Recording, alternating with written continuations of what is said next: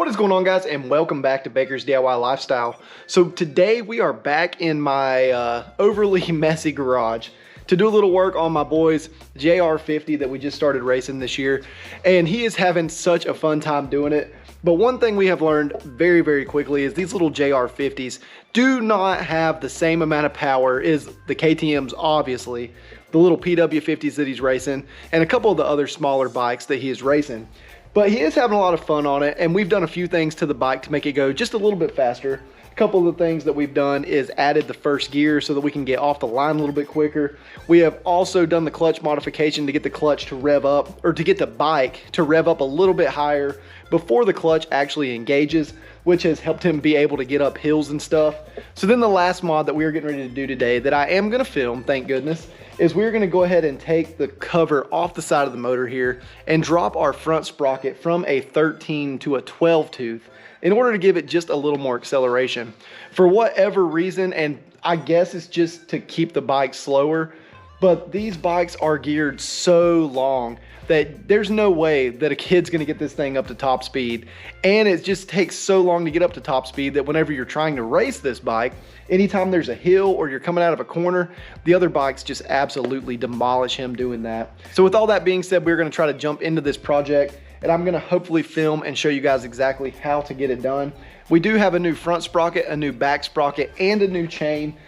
This bike is a 2004 model, and it is all original, so all of that stuff is definitely due for some replacement, but that should get us to a point where that's pretty much all the mods that we can do to this bike. But with that, I'll quit yapping and we will tear into this thing and get to work. So the sprockets on these bikes are up in behind this case here, so we will have to remove our gear shift lever here, which is just a 10mm bolt that you loosen, and then you can pry your shifter off, and then it looks like there's just 3 big Phillips head screws right here, and hopefully this entire case right here will just pop off.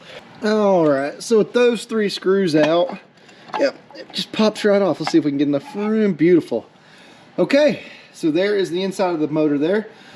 It actually does not look like there's any oil at all on this side of the motor, so I guess you don't even have to tip it over, in which case I'm gonna see if I can stand this puppy back up and see if anything leaks out of it. So it does look like on this bike, that outer cover that you're gonna have to remove to get to this gear does not contain any oil, which is fantastic, because that means we can put this puppy back on the stand where I don't have to bend all the way between my kneecaps to get to that thing, and we can work on it a lot easier. All right, so one of the other things we're gonna be changing is the chain on this bike. So if you can locate your master link through all of this mud and crud here, you should have, and I think I just found it right here, that looks like our master link. You can see that there's a tiny little clip.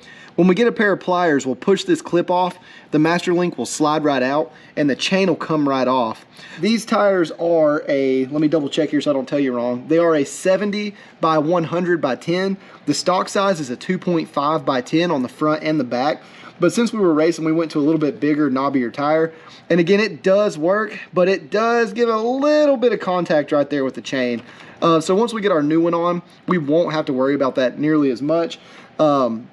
Just because a new chain won't have that side-to-side flex. That is one of the indicators that your chain is bad. And again, back here on the sprockets, let's see, yeah, the front sprocket especially, not only is the sprocket a little loose, which I think is just normal for this little JR, but the chain actually slides back and forth on the sprocket quite a bit.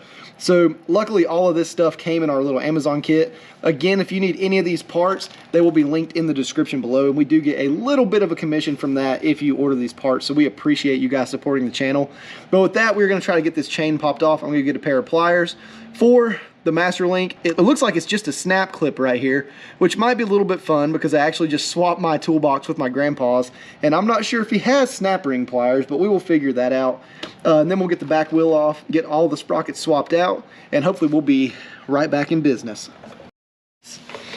All right, so now the next step is to remove this little spring clip, and we're gonna see if that's all that's holding the sprocket on. It seems like it is, or the snap ring, I mean.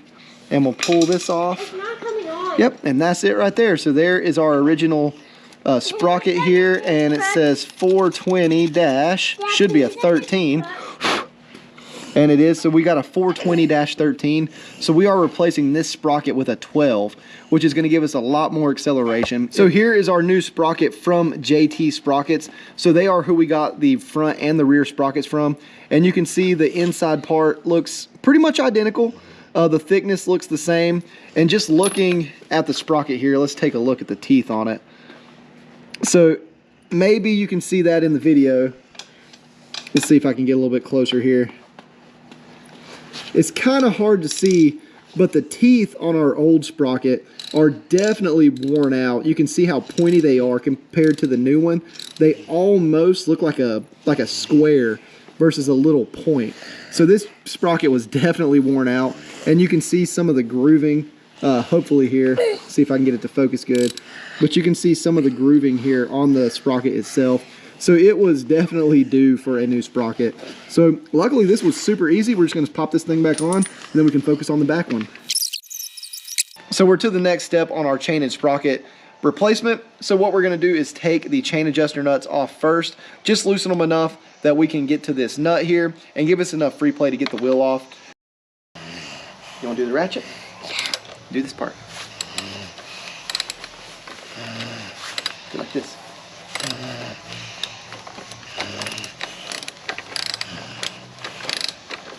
Good job. Is it done? Almost.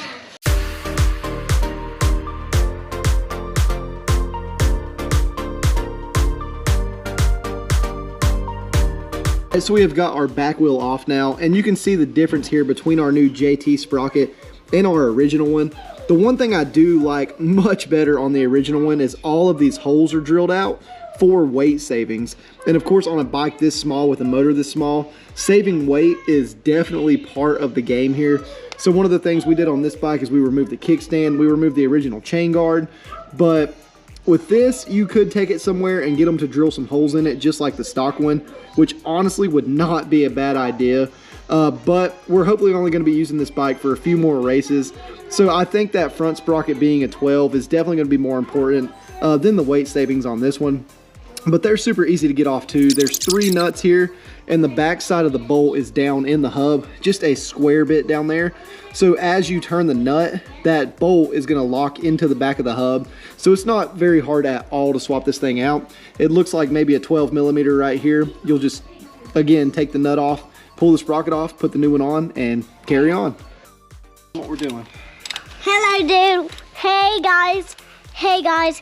We're working on my dirt bike, and Lane is my brother is my mechanic. There you go.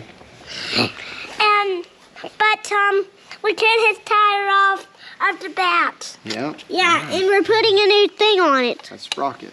We're putting a new sprocket on it. And don't worry, everything's still on it. The handlebars and the number, and that's History Handyman fame. I hope you guys enjoyed that little excerpt there from my boys helping us work on this bike here. But the next step is to go ahead and get your axle put back on, and you'll see our new chain adjusters here. I went ahead and ordered those because the old ones were very stripped out, just to make sure that we could get our chain very accurately measured and tight. Now we're going to run our new chain through the sprockets and get everything hooked together, get our new master link clipped together, and have that ready to go. Once we get all that straight, then we will go ahead and start the process of tightening our chain. So I am going to refer to the owner's manual on this one to see exactly what the chain slack is supposed to be, and I would recommend you do that for any motorcycle that you ever work on. Make sure you check the manual to see what the chain slack is supposed to be.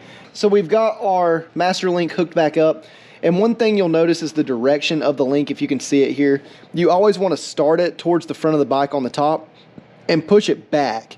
The reason for that is as the chain spins, when it gets to the bottom, the opening would be facing towards the front of the bike, but the chain will be spinning this direction. So if something gets caught on the chain, it won't force that clip off. So that is another kind of important little tip to make sure you have that master link facing the right direction. But now what we're going to try to do is get the chain to where we have 1 inch, 0.8 to 1 inch of slack. it says between the motor and the rear sprocket. So like right here under the D on the Dunlop, we should have 1 inch of slack. So whenever you're adjusting these things, what you want to do is get this nut just snug enough that it holds the axle tight, but not so tight that when you adjust these nuts with your fingers that it messes up the threads. That's part of the reason that I had to replace these, is because at some point in its life somebody adjusted this with, or tried to adjust it with, the axle nut completely tight, and you don't want to do that. So right now I've got this, well, it's finger tight right now, and I'm going to start slowly turning these nuts. The other thing you want to do, and you may have seen this online, is you can take a rag, or a trusty used sock. Once you get it to a point that you like, when you put the sock in, it will pull this nut tight against the frame, and you can tighten your axle, and that should keep it from moving. So that is a trick. Once you get it where you like it, throw the sock in there, tighten down the axle, give it one more check, and as long as you're good, then you can tighten these down just a pinch more, not a lot, just because of the way this bike is designed. It's never going to be totally tight because you have a lock washer here. So as you're adjusting this, that lock washer will not get fully seated until the axle is tight and you come back and adjust the small nut. All right, so everything on here triple checks, it all looks good.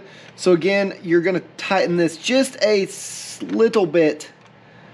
Do not go overboard, because you will feel it get tight, or about right there, and then just stop. These threads are so fragile that you don't want to do any damage to it, and you also don't want to take any chance at adjusting the axle that you've just tightened. Although if you have the axle torqued down, that should not be an issue. You should not have to worry about that at all. There. Nice. That lock washer should get tight, and you shouldn't have to worry about the axle moving at all. So we feel pretty good right there. One other good thing that might be a good idea would be get a lock nut on top of the lock washer. Honestly, if I had one sitting around, that's probably what I would go with, because then you kind of have double lockness on that nut, and it wouldn't back off as easily. So now the only thing we have to do is put our cover back on, get our shifter back on, and we can go ahead and test this puppy out and see how she rides.